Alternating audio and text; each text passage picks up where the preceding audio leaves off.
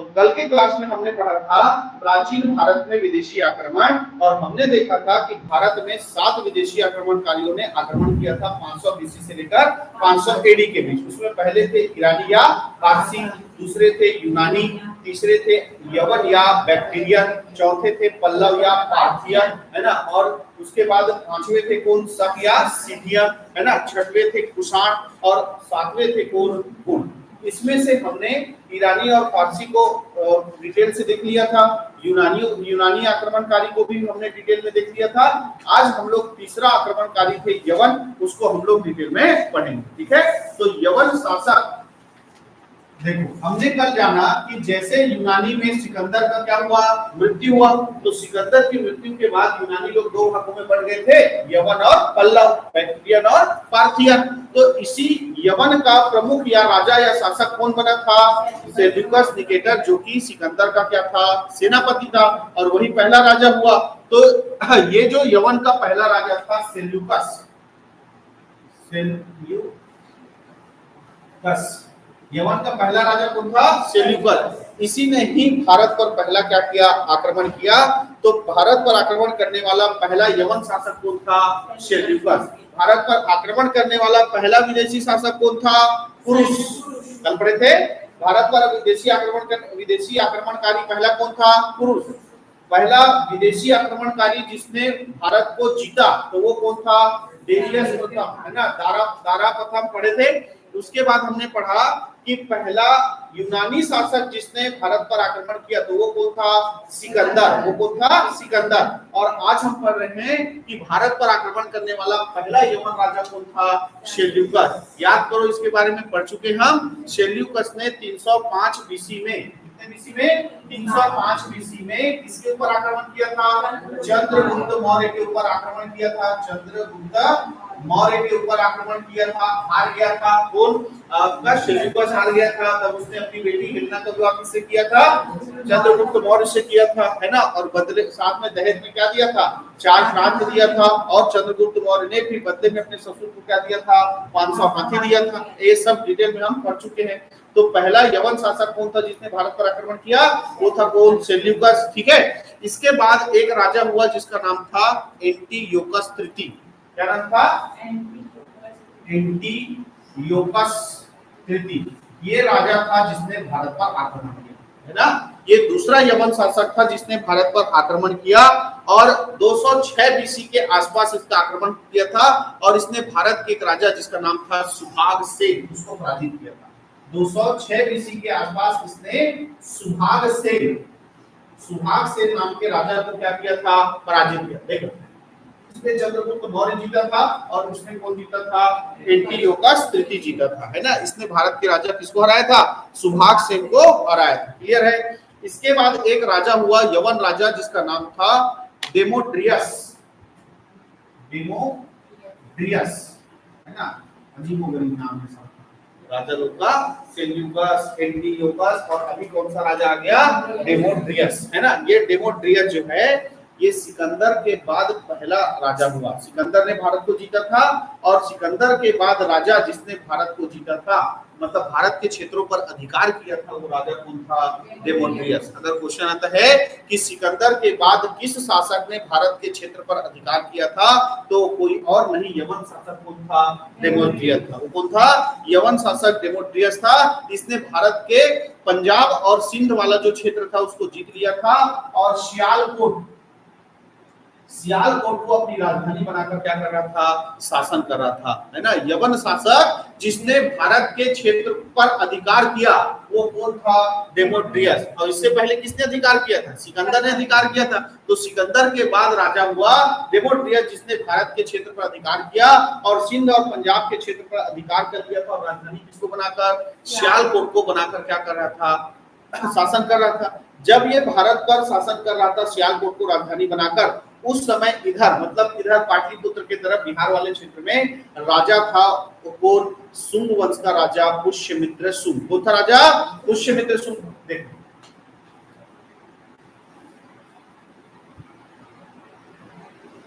ये वर्तमान का भारत है ना, अब इधर को भी शामिल कर दो ऐसा, तो ये उस समय का भारत रहा होगा, ठीक है।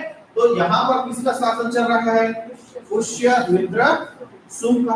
और ये जो राजा है कौन, डेमोड्रियस, ये इधर वाले क्षेत्र पर क्या कर लिया है, अधिकार कर लिया है, और यहाँ सियालकोट को क्या बना लिया है, राजधानी बना लिया।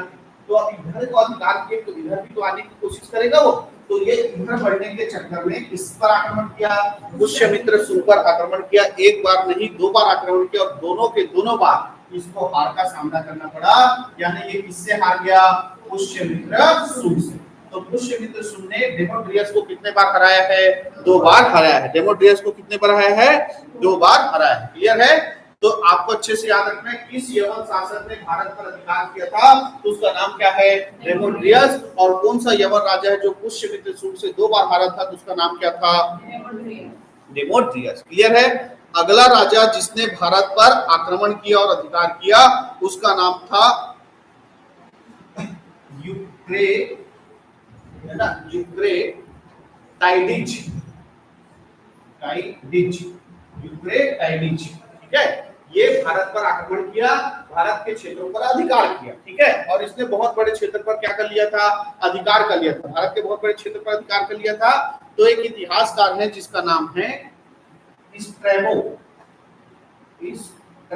ये इतिहासकार है ना, कौन, स्ट्रैबो। इतिहासकार स्ट्रैबो ने इस यूक्रेटाइडिज को 1000 नगरों का क्या कहा है, स्वामी कहा है। तो किस यवन राजा को 1000 नगरों का स्वामी कहा जाता है, तो 1000 नगरों का स्वामी कहलाता है कौन सा राजा, ये यूक्रेटाइडिज। कौन कहलाता है, यूक्रेटाइडिज। क्लियर है। तो यूक्रेटाइडिज जो है वह शासक है जिसने भारत पर आक्रमण किया, भारत के क्षेत्र पर क्या किया, अधिकार किया। और एक इतिहासकार है स्ट्रैबो जिसने उनको क्या कहा है, 1000 नगरों का स्वामी कहा है। इसके बाद भारत पर आक्रमण करने वाला राजा हुआ मिलिंद, या इसी को बोलते हैं मिलिंडर। क्या बोलते हैं, मिलिंडर, या इसी को बोलते हैं मिलिंद। इसी को क्या बोलते हैं, मिलिंद। ये यवन शासक था, है ना।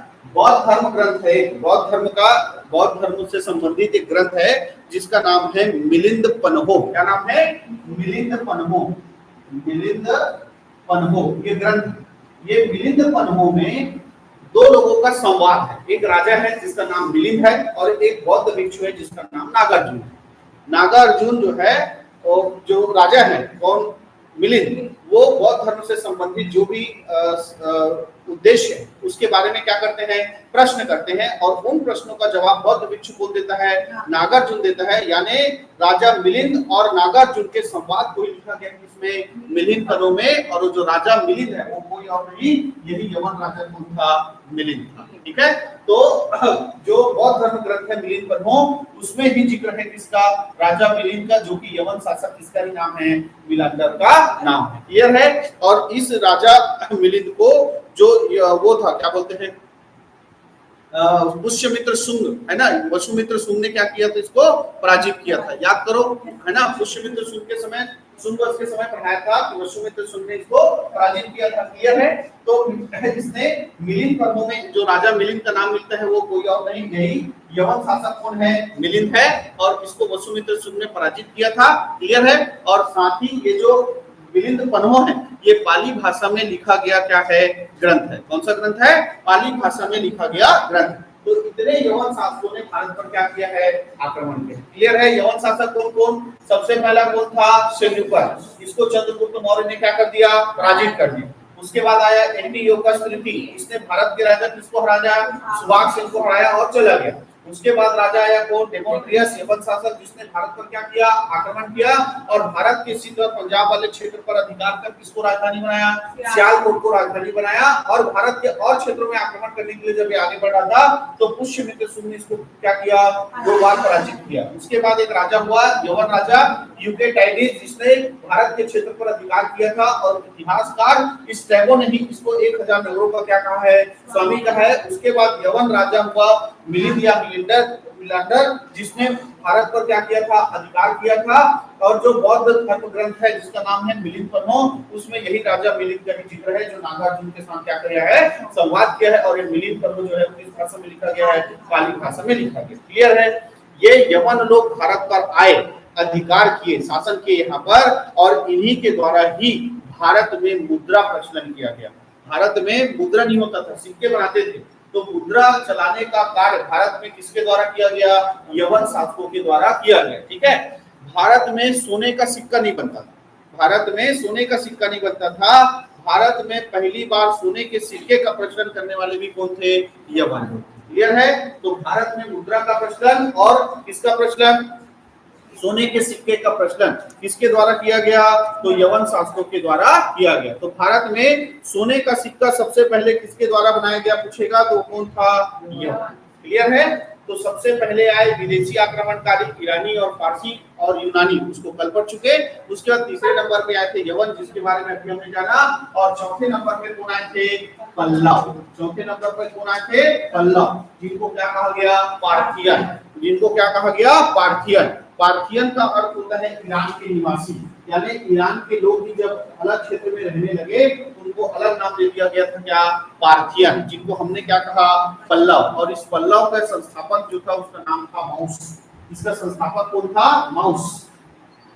पल्लव का संस्थापक कौन था? माउस या माउस, क्या बोलते हैं? माउस या माउस। ये पल्लव वंश का क्या था? संस्थापक था। और पल्लव वंश पर जो बहुत सारे विदेशी आक्रमणकारियों ने यहाँ पर क्या किया? आक्रमण किया। लेकिन जो सबसे प्रसिद्ध पल्लव राजा था उसका नाम था गोंडोफर्निस। क्या नाम था? गोंडोफर्निस। गोंडोफर्निस ये पल्लव वंश का राजा था जिसने भारत पर क्या किया था? सत्ता स्थापित किया था। पल्लव वंश का राजा जिसने भारत पर आक्रमण किया, भारत पर सत्ता स्थापित किया था, है ना। और सत्ता स्थापित करने वाला राजा कौन था? पहला माउस था। उसके बाद और राजा होते गए। तो पल्लव वंश का प्रसिद्ध राजा कौन हुआ? गोंडोफर्निस। और इसी गोंडोफर्निस के समय पहला ईसाई धर्म का प्रचारक, ईसाई धर्म का प्रचार करने के लिए भारत में पहला व्यक्ति आया था जिसका नाम था सेंट थॉमस। जिसका नाम क्या था? Saint Thomas. तो पहला व्यक्ति जो ईसाई धर्म का प्रचार करने आया था उसका नाम क्या था? Saint Thomas.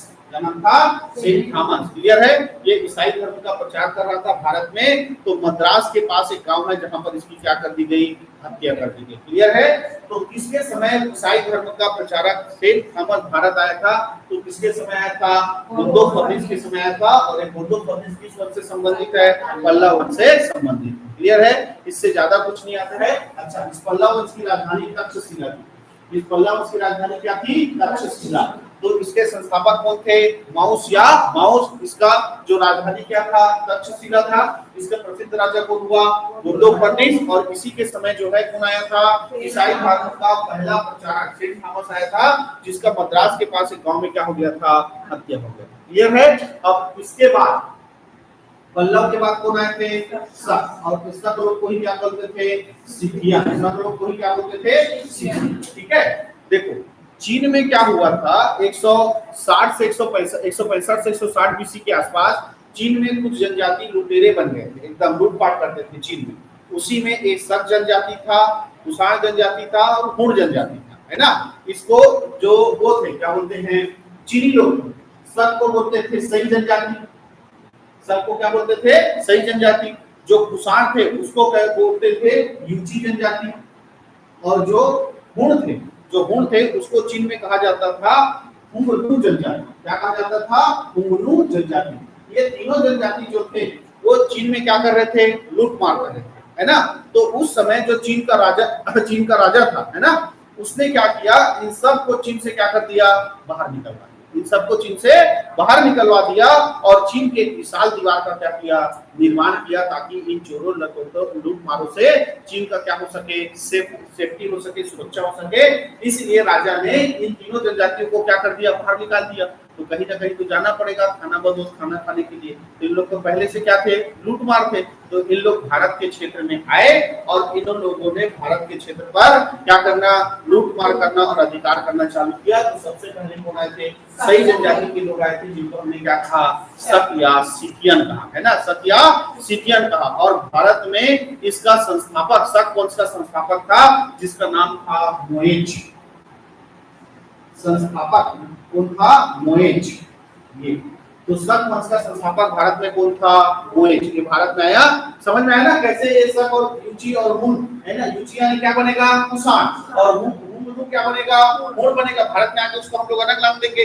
तो जो सही जाति के लोग थे भारत में आए और उन्होंने नए वंश की शुरुआत की जिसका नाम क्या था, सक। लेकिन ये भारत के थे क्या, विदेशी थे, है ना, विदेशी थे और भारत में आकर अधिकार करके रहने लगे हैं। तो भारत में रहना चालू किया किसने, मोयज ने। और किसकी स्थापना की, शक वंश की स्थापना। तो शक वंश का संस्थापक कौन है, मोयज। इसका प्रसिद्ध राजा था नहपान। क्या नाम था, प्रसिद्ध शासक नहपान। प्रसिद्ध शासक कौन था, नहपान। नहपान को इसलिए प्रसिद्ध है क्योंकि इसने क्या किया था, जो सातवाहन वंश था, ठीक है, नहपान इसलिए प्रसिद्ध है क्योंकि सातवाहन वंश में एक राजा पड़े थे जिसका नाम था गौतमी पुत्र सातकर्णी। याद करो, पढ़े थे गौतमी पुत्र सातकर्णी।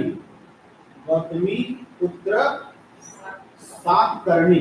इस गौतमी पुत्र सातकर्णी ने इस नहपान को क्या कर दिया, हरा दिया और युद्ध में इसको मार दिया। क्लियर है। तो राजा था कौन, शक वंश का नहपान, जिसको किसने मार दिया, गौतमी पुत्र सातकर्णी। देखो भारत में लोग जो है आ रहे हैं, लेकिन भारत में अपनी खुद की सत्ता चल रही है। जैसे हमने देखा कि मौर्य वंश चल रहा था पूरे भारत में, तो कौन आया, सेल्यूकस आया, है ना, सेल्यूकस आया। उसके बाद जो है धीरे धीरे मौर्य वंश खत्म हुआ, उसके बाद शुंग वंश आया। तो शुंग वंश के समय किसने, डेमेट्रियस ने आक्रमण किया था पुष्यमित्र शुंग के समय, है ना। उसके बाद हमने देखा कि जैसे ही शुंग वंश खत्म हुआ था, फिर एक वंश आया था, कौन सा, सातवाहन वंश। और इस यवन और पल्लव के बाद अब कौन लोग आक्रमण कर रहे हैं, शक लोग आक्रमण कर रहे हैं। तो शक लोग का सामना किससे होगा, सातवाहन वंश के राजाओं से होगा। और सातवाहन वंश का राजा कौन था, गौतमी पुत्र सातकर्णी, जिसने शक वंश के राजा नहपान को पराजित करके क्या कर दिया, मार दिया। क्लियर है। इसके बाद इसके और राजा छोटे से क्षेत्र में शासन करते थे। जो विदेशी आक्रमणकारी थे वो छोटे क्षेत्र में शासन करते थे, लेकिन उसका भी शासन चलता था, तो राजा के बाद और राजा तो बनेगा नहीं भाई। तो इस नहपान के बाद जो अगला प्रसिद्ध राजा हुआ जिसका नाम था रुद्रदामन। इस शक वंश का राजा था जिसने भारत के बड़े क्षेत्र पर क्या किया था, शासन किया था और सबसे ज्यादा प्रसिद्धि हासिल की थी, जिसका नाम क्या था, रुद्रदामन। सीधा सीधा क्वेश्चन आता है कि रुद्रदामन का संबंध किस वंश से है, किस वंश से है, शक वंश से है। किस वंश से है, शक वंश से है ना।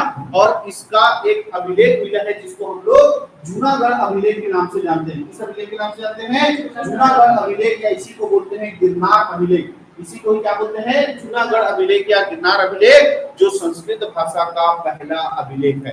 अभिलेख लिखने की शुरुआत किसने किया था, अशोक। किसने किया था, अशोक ने किया था।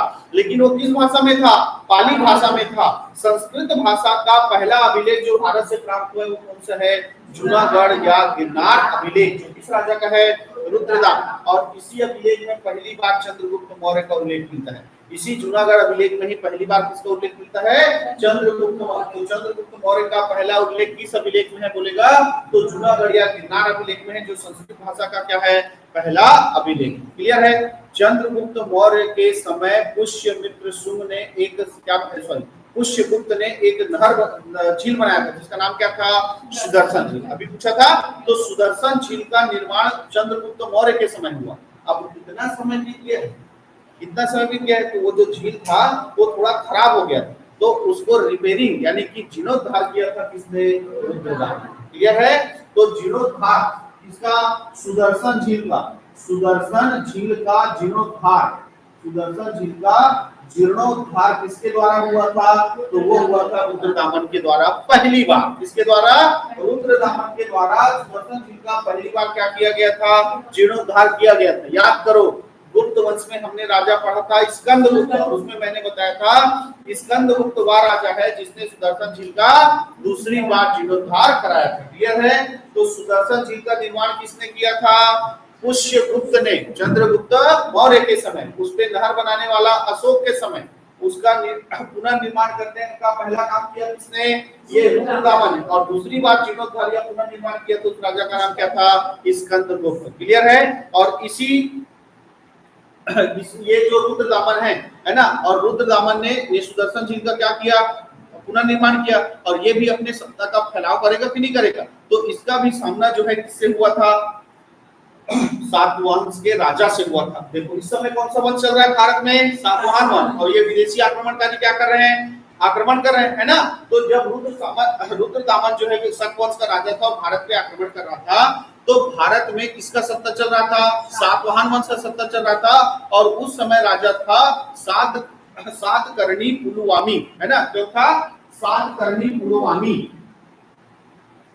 सातकर्णी पुलुवामी ये राजा था। और इस राजा को इस रुद्रदामन ने 2 बार क्या किया था? पराजित किया था। ये ज्यादा प्रसिद्ध राजा था, ज्यादा बलवान राजा कौन था? रुद्रदामन। और उसने सातवाहन वंश के राजा सातकर्णी पुलुवामी को 2 बार क्या किया था? पराजित किया था। क्लियर है? इधर सातवाहन वंश जो शक वंश है ये अपना आगे चल रहा है, धीरे धीरे इसके राजा बदल रहे हैं। और इधर भारत में सातवाहन वंश खत्म हो गया और वाकाटाक वंश खत्म हो गया और कौन सा वंश आ गया? गुप्त वंश आ गया, है ना? गुप्त वंश आ गया। इधर भी बढ़ रहा है, इधर भी बढ़ रहा है और इधर भी शक वंश आगे बढ़ रहा है, तो दोनों बढ़ रहे हैं। तो इधर शक वंश का राजा हुआ रुद्रसिंह तृतीय। कौन हुआ? रुद्रसिंह तृतीय। शक वंश का राजा कौन हो गया? रुद्रसिंह तृतीय। यहाँ लिखा रुद्रसिंह तृतीय। और इधर भारत के इधर पाटलिपुत्र क्षेत्र में कौन सा वंश आ गया? गुप्त वंश। और इसका राजा बन गया कौन? चंद्रगुप्त द्वितीय। याद करो रुद्र सिंह के बारे में पढ़ाया था। रुद्र सिंह जब उसका रामगुप्त राजा बना था तो उसको पराजित करके उसकी पत्नी ध्रुवस्वामिनी को किडनैप करके ले जा रहा था। तब बीच में हीरो की एंट्री होती है किसकी? चंद्रगुप्त द्वितीय की। और वो रुद्र सिंह को पराजित करता है ना? और उसके बाद अपने भाई रामगुप्त को भी निपटाता है और उसकी पत्नी ध्रुवस्वामिनी से विवाह करके राजा बनता है कौन? चंद्रगुप्त द्वितीय। और उसके बाद वो पूरा शकों को भारत से पराजित करके कौन सी उपाधि धारण करता है? सकारी की उपाधि धारण करता है। किसकी उपाधि धारण करता है? सकारी। तो चंद्रगुप्त मौर्य जब चंद्रगुप्त विक्रमादित्य चंद्रगुप्त द्वितीय जो है गुप्त वंश का राजा बना तो उसने शकों को पूरा भारत से निकाल दिया और शक पूरे भारत में क्या हो गए? खत्म हो गए। तो शक वंश का अंतिम राजा कौन होगा? रुद्रसिंह तृतीय। क्लियर है? पूरा शक वंश समझ में आया? अब देखो पहले आए ईरानी फारसी, फिर आए कौन? यूनानी, फिर आए कौन? यवन, यवन के बाद पल्लव और पल्लव के बाद कौन आए? शक। और शक के बाद कौन आए थे? कुषाण। शक के बाद कौन आए थे? कुषाण। तो अगला हम पढ़ेंगे किसके बारे में? कुषाण वंश के बारे में। ठीक है? कुषाण वंश जो है ये भी चीन से आया था, है ना? और इसको चीन में क्या बोलते थे? यूची बोलते थे, है ना? तो कुषाण वंश को चीन में क्या बोलते थे? यूची। ठीक है? तो कुषाण वंश का एक और नाम क्या हो जाएगा? यूची। यूची। अब इन लोग भी भारत पर क्या कर रहे हैं? आक्रमण कर रहे हैं, है ना? भारत पर क्या कर रहे हैं? आक्रमण कर रहे हैं। तो भारत पर आक्रमण कर रहे हैं तो भारत के कुछ क्षेत्र पर इन लोग अधिकार करके कुषाण वंश को भारत में क्या करेंगे? स्थापित करेंगे। तो भारत में कुषाण वंश का संस्थापक था जिसका नाम था कुजुल कड़फिस। कुजुल कड़फिसेस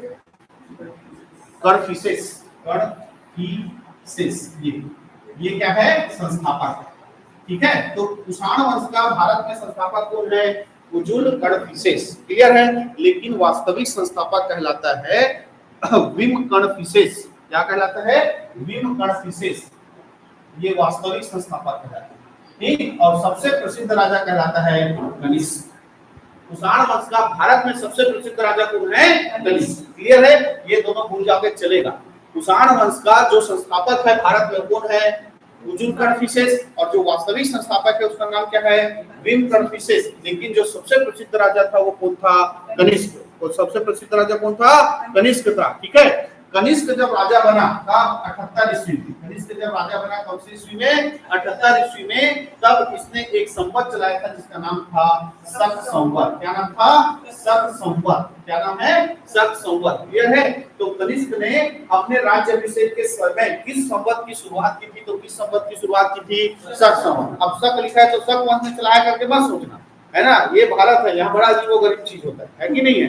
जहां सबसे ज्यादा गन्ना उत्पादन होता है वहां गन्ना का वो रिसर्च सेट करनी है नहीं। जहां सबसे ज्यादा सूखा पड़ता है रेगिस्तान, राजस्थान जी पूरा सबसे कम पानी होता है, वहां भारत का सबसे बड़ा कृषि फार्म बना है। ये भारत में बड़ा अजीबोगरीब है कि नहीं? तो वैसे ही भारत में देखो नाम क्या रहता है? शांति। और वही शुरू के क्या करती है? क्रांति, है ना? ये भारत है, यहाँ हर चीज अजीबोगरीब रहता है। तो देखो शक संवत है, लेकिन शक वंश के द्वारा नहीं, कुषाण वंश के राजा किसके द्वारा चलाया गया है? कनिष्क के द्वारा चलाया गया है ना? तो जब इसने 78 ईस्वी में अपना राज्याभिषेक कराया उसी समय एक संवत की शुरुआत की जिसका नाम क्या था? शक संवत। इसकी 2 राजधानी थी, एक का नाम था पुरुषपुर और एक का था मथुरा। एक था कौन सा पुरुषपुर और एक कौन सा था मथुरा। क्लियर है? तो इसने दो राजधानी बनाए थे, एक का नाम क्या था पुरुषपुर और एक का नाम क्या था मथुरा। ठीक है, अब ये भी भारत पर क्या कर लिया है, सत्ता स्थापित कर लिया है, तो ये भी अपना साम्राज्य बढ़ाने के लिए जगह जगह आक्रमण करेगा कि नहीं करेगा, ये भी करेगा। तो इसने अपने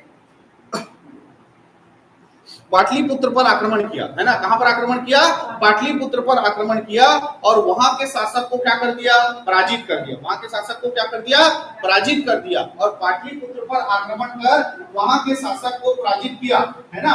और वहां से अजाने के रूप में कुछ चीजें लाई जो पूछा जाता है। तो उसने एक व्यक्ति को भी उठा के ला लिया, वो बहुत बड़ा विद्वान था और उससे जो है कनिष्क क्या हो गया, प्रभावित हो गया और युद्ध में जीतने के बाद उस व्यक्ति को ही अपने साथ लेके आया। उस व्यक्ति का नाम था अश्वघोष, है ना। तो क्या नाम था, अश्वघोष। तो ये क्वेश्चन आता है कि कनिष्क ने पाटलिपुत्र विजय के दौरान किसको अपने साथ लाया था, तो कौन था, अश्वघोष। क्लियर है? इसके अलावा बुद्ध का भिक्षा पात्र, बुद्ध का भिक्षा पात्र, बुद्ध का भिक्षा पात्र, भिक्षा पात्र, ठीक है। और एक अनोखा प्रकार का, एक अनोखा क्या लाया था, कुक्कुट, एक अनोखा कुक्कुट। इसकी कुछ अलग ही विशेषता थी, बाकी कुक्कुट से मुर्गी जैसे रहता है कुक्कुट, है ना। तो अलग एक विशेष प्रकार का कुक्कुट था जिसको पाटलिपुत्र से जीतकर कनिष्क ने अपने साथ लेकर आया था। क्लियर है? ठीक। इसने क्या बोलते हैं, कश्मीर पर भी विजय प्राप्त की और कश्मीर पर विजय प्राप्त करके वहां पर एक नगर बसाया था जिसका नाम था कनिष्कपुर। क्या नाम था, कनिष्कपुर, है ना। तो कश्मीर पर विजय प्राप्त कर इस कुषाण वंश के राजा कनिष्क ने कौन सा नगर बसाया था, कनिष्कपुर नगर बसाया था। और याद करो, चौथा बौद्ध संगीति, चौथा बौद्ध संगीति कश्मीर के कुंडल वन में कराने वाला भी राजा कौन था, कनिष्क। चौथा, चतुर्थ, है ना, चौथा बौद्ध संगति, है ना, बौद्ध संगीति का आयोजन भी कराया था किसके समय, कनिष्क ने कराया था, कुंडलवन कश्मीर में कराया था। क्लियर है? और इस जो राजा था कनिष्क, ये बौद्ध धर्म को बहुत मानता था, है ना। महायान शाखा का अनुयायी था। बौद्ध धर्म दो भागों में बढ़ गया ना, हीनयान और महायान। तो ये किसको मानता था, महायान शाखा को मानता था। किस बात को मानता था, महायान शाखा को मानता था। और ये बहुत बड़ा योद्धा और विद्वान था। और इसके दरबार में भी 4 प्रसिद्ध विद्वान थे। इसके दरबार में भी कितने विद्वान थे, 4 प्रसिद्ध विद्वान थे। एक को तो ये जीत के लाया है जिसका नाम क्या है, अश्वघोष। इसके अलावा 3 और थे इसी के दरबार में, कनिष्क के दरबार में। उसमें एक नाम था कौन, वसुमित्र। एक कौन थे, वसुमित्र। याद करो, यही चतुर्थ बौद्ध संगीति के क्या थे, अध्यक्ष थे, है ना। वसुमित्र क्या थे, अध्यक्ष थे, है ना। और इसी ने ही एक ग्रंथ की रचना की है, वसुमित्र ने ही एक ग्रंथ की रचना की है जिसका नाम है महाविभास सूत्र। महाविभास सूत्र, महाविभास सूत्र एक प्रसिद्ध बौद्ध धर्म से संबंधित ग्रंथ है जो वसुमित्र ने लिखा है, जिसका नाम क्या है, महाविभास सूत्र। और इसी को ही बौद्ध धर्म का विश्वकोश कहा जाता है। किस ग्रंथ को बौद्ध धर्म का विश्वकोश कहते हैं, तो बौद्ध धर्म का विश्वकोश कहलाता है कौन सा, महाविभास सूत्र, जिसके रचनाकार कौन है, वसुमित्र। और यही चौथे बौद्ध संगीति के क्या थे, अध्यक्ष। और एक व्यक्ति को जिसने जीत कर लाया था, अश्वघोष, वो भी क्या था, बहुत बड़ा विद्वान था। और ये बौद्ध संगीति का क्या था, उपाध्यक्ष था। चौथे बौद्ध संगीति का क्या था, उपाध्यक्ष था। इसको भारत का मिल्टन कहा जाता है। इसको भारत का क्या कहा जाता है, मिल्टन। तो भारत के मिल्टन के नाम से कौन जाने जाते हैं, तो कौन जाने जाते हैं, अश्वघोष। भारत के मिल्टन के नाम से कौन जाने जाते हैं, अश्वघोष जाने जाते हैं। और इन्हीं की रचना है जिसका नाम है बुद्ध चरित्र। क्या नाम है, बुद्ध चरित्र। और इस बुद्ध चरित्र को बौद्ध धर्म का महाकाव्य कहा जाता है। तो बौद्ध धर्म का महाकाव्य किसे कहते हैं, बुद्ध चरित्र को कहते हैं, जो किसके द्वारा लिखा गया है, अश्वघोष के द्वारा लिखा गया है। और इस अश्वघोष और वसुमित्र के अलावा कनिष्क के दरबार में 2 और लोग थे। एक का नाम है नागार्जुन, नागार्जुन, और एक का नाम था चरक। एक का नाम क्या था, चरक। याद करो, मिलिंद पन्हो भी बताया, ये वही नागार्जुन है। मिलिंद पन्हो में जिस नागार्जुन का उल्लेख है बौद्ध भिक्षु, वो वही नागार्जुन है। इसको भारत का आइंस्टीन कहा जाता है, भारत का आइंस्टीन। नागार्जुन को भारत का क्या कहा जाता है, आइंस्टीन। आइंस्टीन, भारत का आइंस्टीन कहा जाता है। और इसकी रचना का नाम है माध्यमिका सूत्र, माध्यमिका सूत्र। ठीक है, इनकी रचना का नाम क्या है, माध्यमिका सूत्र। आइंस्टीन ने सापेक्षिकता का सिद्धांत दिया था, फिजिक्स में पढ़ते हैं, है ना। वो आइंस्टीन से पहले किसने बताया था? नागार्जुन ने। किसने? अपनी रचना माध्यमिका सूत्र में। तो सापेक्षिकता का सिद्धांत नागार्जुन ने किसमें बताया था? माध्यमिका सूत्र में बताया था। बाद में आइंस्टीन ने सापेक्षिकता का सिद्धांत दिया, उससे पहले किसने बता दिया था? नागार्जुन। अब फिर उल्टा हुआ कि नहीं हुआ? ये बेईमान लोग पूरा उल्टा पुल्टा लिखे हैं भाई। ये आइंस्टीन को क्या कहना चाहिए? यूरोप का नागार्जुन, लेकिन उल्टा है। इसको हमारे यहाँ नागार्जुन को भारत का क्या कहते हैं? आइंस्टीन, है नहीं। अब आता है पेपर में, पढ़ना पड़ेगा। भारत का आइंस्टीन कहलाते हैं वो नागार्जुन, क्योंकि सापेक्षिकता का सिद्धांत लिखा है इसमें माध्यमिका सूत्र में। और चरक तो प्रसिद्ध है, क्या राजवैद्य थे, है ना। आयुर्वेद के लिए प्रसिद्ध है। और आयुर्वेद से संबंधित जो ग्रंथ है चरक संहिता, क्या नाम है? चरक संहिता। वो किसके द्वारा लिखा गया है? इसी चरक के द्वारा लिखा गया। क्लियर है? तो चरक संहिता के रचनाकार चरक जो है किसके दरबार में रहते थे? कनिष्क के दरबार में रहते थे। क्लियर है? तो ये थे कनिष्क। ठीक, अब ये जो कनिष्क है ये किस वंश से संबंधित है? कुषाण वंश से संबंधित है। तो कुषाण वंश के बारे में एक अच्छे से बात याद रखना, जो पेपरों में बहुत ज्यादा पूछा जाता है। सबसे शुद्ध सोने का सिक्का, सबसे शुद्ध सोने का सिक्का जो है, या सर्वाधिक शुद्ध सोने का सिक्का किसके द्वारा जारी किया गया था? तो किसके द्वारा जारी किया गया था? कुषाण वंश के द्वारा जारी किया गया। क्लियर है? देखो, सोने का सिक्का जारी किसने किया? वो यवन, है ना। यवन लोगों ने सोने के सिक्का जारी करना चालू किया। शुद्ध सोने का सिक्का सबसे किसने जारी किया? कुषाण वंश। क्लियर है? कुषाण वंश ने जो है शुद्ध सोने का सिक्का जारी किया था। और इनके सोने के सिक्के कहलाते थे शतमान और निष्क। इनके द्वारा जारी किए गए सोने के सिक्के शतमान और क्या कहलाते थे? निष्क कहलाते थे, है ना। तो सर्वाधिक शुद्ध सोने के सिक्के किसके द्वारा जारी किया गया था? कुषाण के द्वारा जारी किया गया था। और कुषाण वंश के द्वारा जारी किया गया सोने का सिक्का क्या कहलाता है? शतमान या निष्क। क्लियर है? उसके बाद हुन लोग आए, उन्होंने भारत पर आक्रमण किया। इसके समय स्कंदगुप्त के समय, कुमारगुप्त के समय, और स्कंदगुप्त ने पूरा उसको भारत निकाल दिया था। तो उनका ज्यादा इतिहास नहीं है, क्योंकि तुरंत आए और तुरंत वो लोग भारत से चले गए। लेकिन कुषाण के बाद भारत में आक्रमण करने वाला अगर विदेशी आक्रमणकारी है तो वो कौन है? क्लियर है? तो इस तरह आज हमने पूरा 500 BC से लेकर 500 AD के बीच हुए विदेशी आक्रमणकारी को डिटेल में पढ़ लिया। अब यहाँ पर जो गुप्त काल था वो क्या हो गया था? समाप्त हो गया था।